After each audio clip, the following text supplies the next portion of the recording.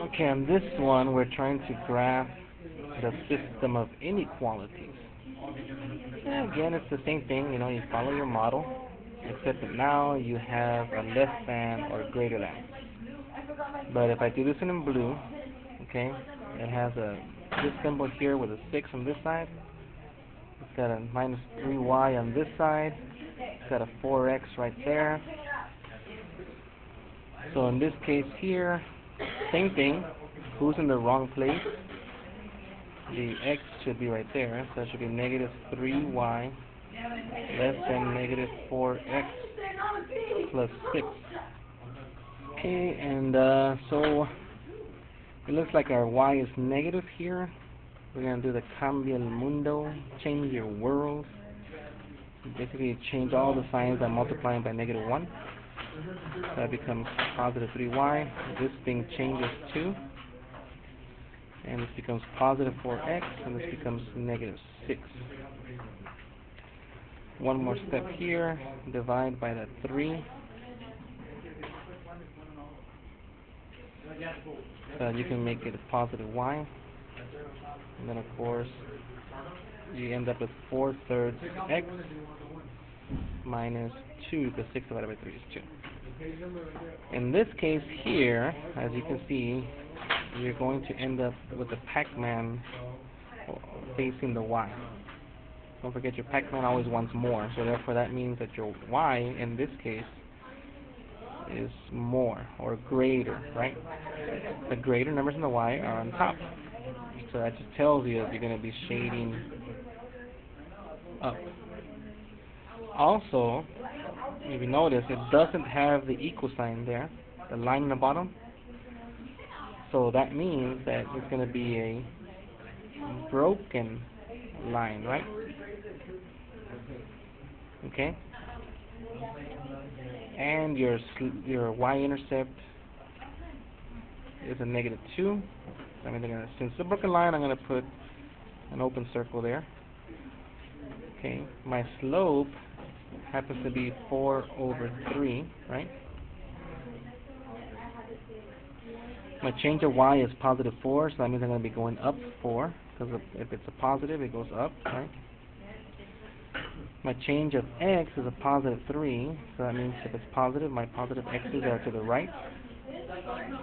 So from here I'm going to be going 1, 2, 3, 4 up, and 1, 2, 3 to the right. That's pretty much all I can do there. I could also go the opposite direction. 1, 2, well, it doesn't fit.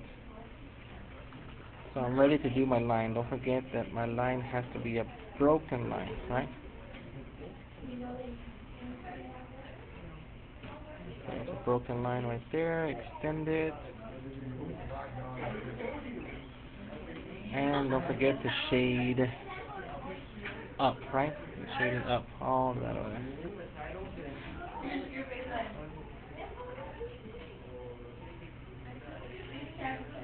Okay. The other one, I'm going to do it in red here. Again, remember your model. Your model is y equals mx plus b. In this case, it's also an inequality facing this way with a 9 over here. You get a negative 3y over here, and you got a 4x over here. My 4x is in the wrong place. It should be there, according to my model. So I end up with negative 3y is greater than negative 4x plus 9. I do have a negative y, so I'm going to do that change the world. So I'm going to multiply everything by negative 1, so it changes all the signs. Even this thing changes. This one changes, this one changes. And then finally divided by 3. Divided by 3, so that gives you y is less than 4/3 x minus 3 in this case. Again, it's going to be shading where now? Well, now my Pac-Man is going away from the y, so that makes my y less. Because my Pac-Man always wants more, right? So if it's going away from the y, that means my y is less. So that means shade down, correct? Also, it is a doesn't have the line at the bottom, so that means it's going to be not equal to or a broken line, right? My y-intercept in this case, my y-intercept is a -3, so I put my open circle right there. And then my slope is 4 over 3. Change of y is positive, so it goes up. So I'm going to be going up over here. Change of x is positive. My positive numbers in the x are to the right. I'm going to be going to the right. So from here I'm going to go 4 up and 3 to the right. And if I notice here, it looks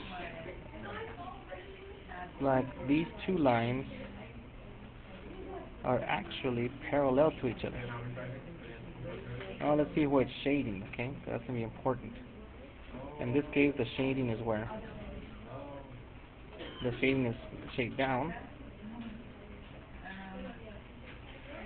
So in this case, there is no intersection point. Okay? Yes, you can leave it like this, but usually our answer is supposed to be the intersecting section, right? The part that intersects. Since there is no part that intersects, then that really what that means is that there shouldn't be any shaded parts whatsoever. Because the only thing that you should shade is the section where both shade. Okay? So if I start erasing everything and I start only coloring the part that actually intersected, then nothing actually intersected both graphs, okay, or both inequalities. So the graph should look like this actually. That's your answer.